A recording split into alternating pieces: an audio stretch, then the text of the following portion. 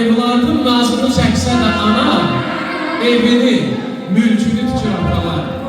Ananın, bacının, oğlun, qızın, namusun, qeyrətin çəkir atalar.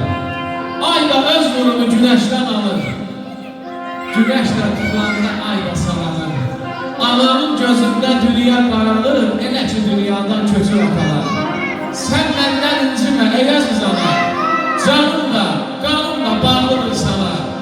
Ah, ayəm, məlum həqiqətin mən qana, yazmasam, deməsəm küsər atalar. Atalar Allah qorusun, ataların şərəfinə bir yanlış gəlsin. Analar da başımızın tacıdır.